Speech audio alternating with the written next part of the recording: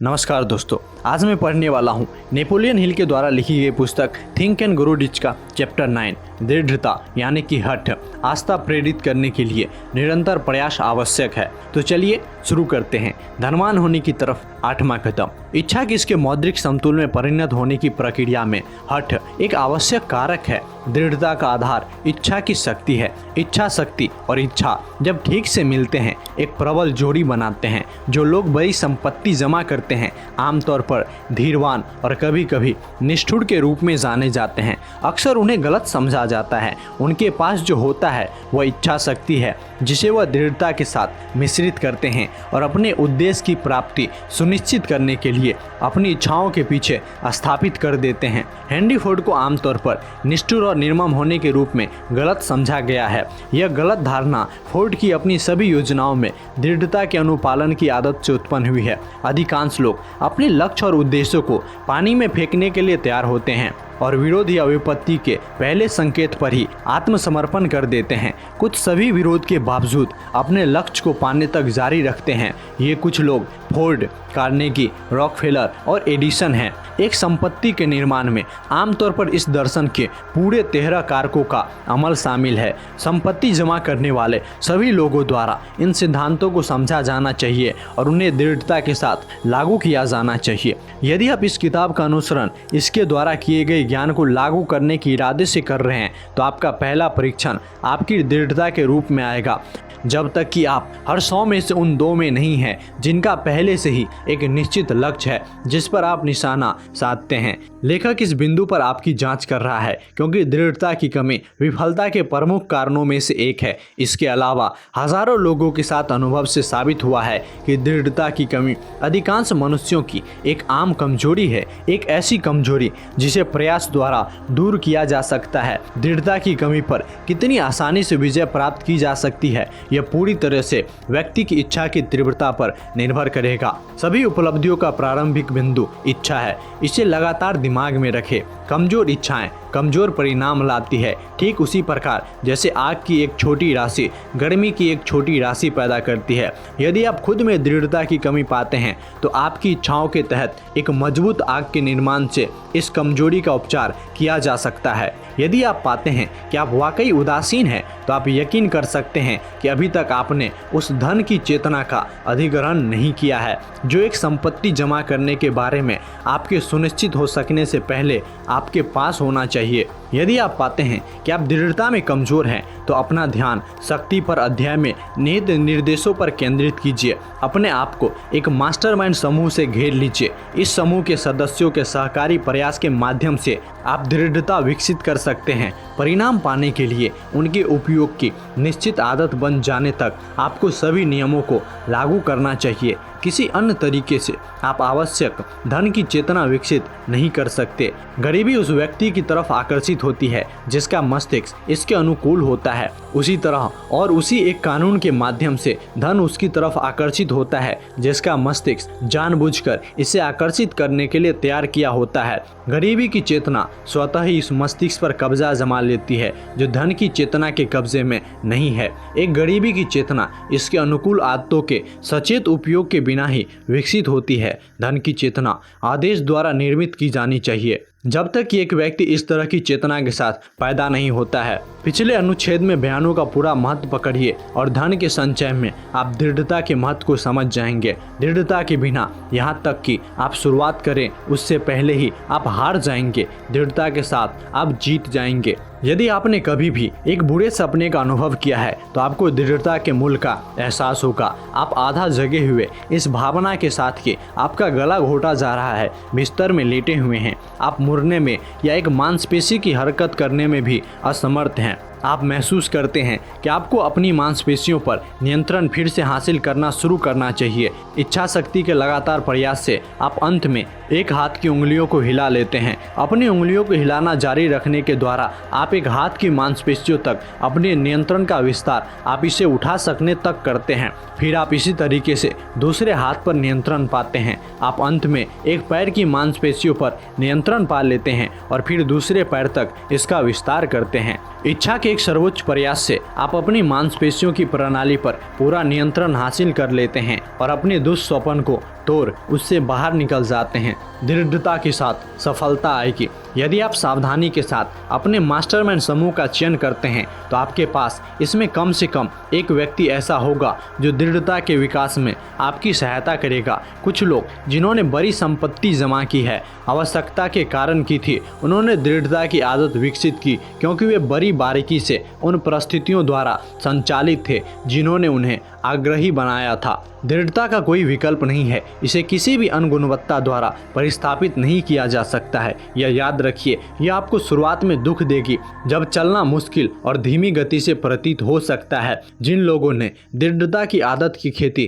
कर रखी है, विफलता के खिलाफ बीमा का आनंद लेते हुए दिखाई देते हैं। कोई बात नहीं कि वे कितनी बार हार रहे हैं, वे अंत में सीढ़ी की शीर्ष की ओर ऊपर पहुंचते हैं। कभी कभी ऐसा प्रतीत होता है कि एक छिपा हुआ गाइड है जिसका कर्तव्य सभी प्रकार के हतोत्साहित करने वाले अनुभव के माध्यम से लोगों की परख करनी है। जो लोग हार के बाद खुद को खड़ा कर लेते हैं और कोशिश करना जारी रखते हैं, वे शीर्ष पर पहुंच जाते हैं और दुनिया चीखती है, वाह, मुझे मालूम था आप इसे कर लोगे। चलिए अब देखते हैं कि दिमाग की सभी अवस्थाओं की तरह दृढ़ता निश्चित कारणों पर आधारित होती है। उनमें से कुछ ये हैं। पहला, उद्देश्यों की निश्चितता। एक व्यक्ति क्या चाहता है यह जानना दृढ़ता के विकास की ओर पहला और शायद सबसे महत्वपूर्ण कदम है। एक मजबूत मकसद एक व्यक्ति को कई कठिनाइयों से जूझने के लिए बाध्य कर देता है। दूसरा, इच्छा। तीव्र इच्छा के उद्देश्य को आगे बढ़ाने में दृढ़ता प्राप्त करना और बनाए रखना अपेक्षाकृत आसान होता है। तीसरा, आत्मनिर्भरता। एक योजना पर अमल करने की एक व्यक्ति की क्षमता में विश्वास एक व्यक्ति को दृढ़ता के साथ योजना का पालन करने के लिए प्रोत्साहित करता है। चौथा, योजना की निश्चितता। संगठित योजना भले ही वे कमजोर और पूरी तरह से अव्यवहारिक हो सकती है, दृढ़ता को प्रोत्साहित करती है। पांचवा, सटीक ज्ञान। यह जानना कि एक व्यक्ति की योजनाएं अनुभव या अवलोकन के आधार पर सही है, दृढ़ता को प्रोत्साहित करता है। जानने की बजाय अनुमान लगाना दृढ़ता को नष्ट कर देता है। छठा, सहयोग। दूसरों के साथ सहानुभूति, समझ और सामंजस्यपूर्ण सहयोग दृढ़ता विकसित करते हैं। सातवां, इच्छा शक्ति। एक व्यक्ति का विचारों को एक सुनिश्चित उद्देश्य की प्राप्ति की योजनाओं के निर्माण पर केंद्रित करने की आदत दृढ़ता की ओर जाती है। आठवां, आदत। अटलता आदत का प्रत्यक्ष परिणाम है। दिमाग दैनिक अनुभवों की जिनके द्वारा यह पोषित होता है उन्हें अवशोषित करता है और उनका एक हिस्सा बन जाता है। भय। सभी दुश्मनों में से सबसे बुरा साहसिक कृत्यों के बाध्यता पूर्वक पुनरावृत्ति द्वारा प्रभावी रूप से ठीक किया जा सकता है। हर कोई जिसने युद्ध में सक्रिय सेवा की है यह जानता है। चलिए अब हम देखते हैं कि दृढ़ता की कमी के लक्षण क्या क्या हैं। यहाँ आपको असली दुश्मन मिलेगा जो आपके और उल्लेखनीय उपलब्धि के बीच खड़ा है। यहाँ आप न केवल दृढ़ता की कमजोरी का संकेत देते हुए लक्षण बल्कि अवचेतन में गहरी बैठी इस कमजोरी का कारण भी पाएंगे। यदि आप सच में पता करना चाहते हैं कि आप कौन हैं और क्या करने में सक्षम है तो सूची का ध्यान से अध्ययन कीजिए और सीधे सीधे खुद का सामना कीजिए। ये वे कमजोरियां हैं जिनमें उन सभी के द्वारा जो धन जमा करते हैं महारत हासिल किया जाना चाहिए। तो चलिए देखते हैं। पहला, व्यक्ति वास्तव में क्या चाहता है पहचानने और स्पष्ट रूप से परिभाषित करने में असफलता। दूसरा, विलंब, कारण के साथ या फिर कारण के बिना। तीसरा, विशेष ज्ञान प्राप्त करने में रुचि का अभाव। चौथा, अनिर्णय, सीधे सीधे मुद्दों का सामना करने के बजाय सभी अवसरों पर दूसरों पर दायित्व डालने की आदत। पांचवा, समस्याओं के समाधान के लिए निश्चित योजना बनाने के बजाय अन्यत्र उपस्थिति पर भरोसा करने की आदत। छठा, आत्मसंतुष्टि। इस बीमारी का बहुत कम इलाज है और उन लोगों के लिए कोई उम्मीद नहीं होती जो इससे पीड़ित है। सातवां, उदासीनता, आमतौर पर किसी की अवरोध से भिड़ने और उसका मुकाबला करने के बजाय सभी अवसरों पर समझौता करने की तत्परता में परिलक्षित। आठवां, एक की गलतियों के लिए दूसरे पर दोष देने और प्रतिकूल परिस्थितियों को अपरिहार्य होने के रूप में स्वीकार करने की आदत। नौवां, इच्छा की कमजोरी। दसवां, हार की पहली निशानी पर छोड़ देने की इच्छा। 11वां, जहां उनका विश्लेषण किया जा सकता है, लेखन में रखी संगठित योजना का अभाव। 12वां, विचारों पर प्रस्थान करने या अवसर को जब वह खुद को प्रस्तुत करता है पकड़ने के प्रति उपेक्षा की आदत। 13वां, तैयार होने के बजाय इच्छुक होना। 14वां, संपत्ति को लक्ष्य बनाने के बजाय गरीबी के साथ समझौता करने की आदत। 15वां, संपन्नता के लिए सभी छोटे रास्तों की खोज करना, एक उचित समतुल दिए बिना प्राप्त करने की कोशिश करना, आमतौर पर जुआ, बारीक मोल तौर पर चलने का प्रयास करने की आदत में परिलक्षित। और 16वां, आलोचना का डर, अन्य लोग क्या सोचेंगे, करेंगे या कहेंगे की वजह से योजना बनाने और उन्हें कार्रवाई में डालने की विफलता। यह दुश्मन सूची में सबसे ऊपर आता है क्योंकि यह आमतौर पर व्यक्ति के अवचेतन मन में मौजूद होता है जहां इसकी उपस्थिति की पहचान नहीं हो पाती है। आइए हम आलोचना के डर के लक्षणों में से कुछ की जांच करते हैं। अधिकांश लोग रिश्तेदारों, मित्रों और बड़े पैमाने पर जनता को इतना प्रभावित करने की अनुमति देते हैं कि वे अपना स्वयं का जीवन नहीं जी सकते क्योंकि वे आलोचना से डरते हैं। लोगों की भारी संख्या शादी में गलती करती है, सौदेबाजी के साथ खड़े होते हैं और भाग्यहीन और दुखी जीवन बिताते हैं क्योंकि वे उस आलोचना से डरते हैं जिसका अनुसरण किया जा सकता है यदि वे गलती को ठीक कर ले। लाखों लोग स्कूल छोड़ने के बाद देर से ही सही शिक्षा प्राप्त करने की उपेक्षा करते हैं क्योंकि उन्हें आलोचना से डर लगता है। पुरुषों और महिलाओं की अनगिनत संख्या, जवान और बूढ़े दोनों जिम्मेदारी के नाम पर रिश्तेदारों को अपना जीवन खत्म करने की अनुमति देते हैं क्योंकि उन्हें आलोचना का डर है। लोग व्यापार में जोखिम लेने से मना कर देते हैं क्योंकि उन्हें उस आलोचना का डर होता है जिसका अगर वे असफल होते हैं तो सामना करना हो सकता है। इस तरह के मामले में आलोचना से डर सफलता की इच्छा से मजबूत होती है। बहुत सारे लोग खुद के लिए उच्च लक्ष्यों को निर्धारित करने से मना कर देते हैं या यहाँ तक कि एक करियर का चयन करने की उपेक्षा कर देते हैं क्योंकि उन्हें रिश्तेदारों और दोस्तों की आलोचना का डर होता है जो कह सकते हैं इतना ऊंचा लक्ष्य मत रखो, लोग सोचेंगे आप पागल हो गए हैं। जब एंड्रयू कार्नेगी ने सुझाव दिया कि मैं व्यक्तिगत उपलब्धि के दर्शन के संगठन के लिए 20 साल समर्पित करूं, तो मेरा पहला विचार आवेग यह डर था कि लोग क्या कहेंगे। उस सुझाव ने मेरे लिए एक ऐसा लक्ष्य निर्धारित किया जो मेरी कल्पना के आज तक के किसी भी लक्ष्य से बड़ा है। बहुत तेजी से मेरे मस्तिष्क ने बहाने बनाना शुरू कर दिए। ये सभी आलोचना के मेरे डर के कारण थे। मेरे भीतर से किसी ने कहा तुम इसे नहीं कर सकते हो, यह काम बहुत बड़ा है और इसमें बहुत अधिक समय चाहिए। तुम्हारे रिश्तेदार तुम्हारे बारे में क्या सोचेंगे, तुम आजीविका कैसे कमाओगे। आज तक किसी ने भी सफलता का दर्शन नहीं बनाया है तो तुम्हें यह विश्वास करने का क्या अधिकार है कि तुम यह कर सकते हो।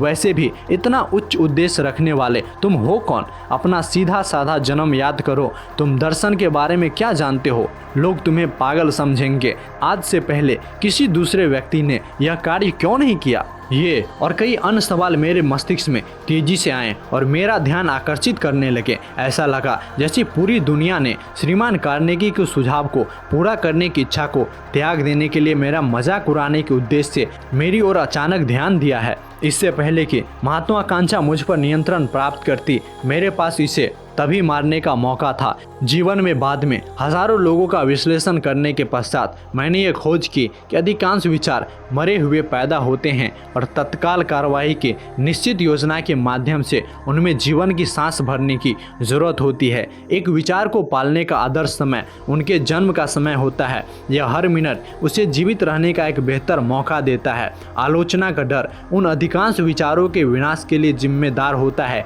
जो योजना और कार्रवाई चरण तक कभी नहीं पहुंचते हैं। चलिए एक सर्वे करके आप देख लीजिए। आपसे जो भी पहले 100 लोग मिलने वाले होंगे उनकी जांच करें। उनसे पूछें कि वे जीवन में सबसे अधिक क्या चाहते हैं। उनमें से 98 लोग आपको बताने में सक्षम नहीं होंगे। यदि आप उन्हें एक जवाब के लिए दबाव डालें तो कुछ लोग कहेंगे सुरक्षा, कई कहेंगे पैसे, कुछ लोग कहेंगे खुशी, अन्य प्रसिद्धि और शक्ति कहेंगे, फिर भी अन्य लोग कहेंगे सामाजिक पहचान। लेकिन उनमें से कोई भी इन शर्तों को स्पष्ट या योजना का थोड़ा सा भी संकेत नहीं दे पाएगा।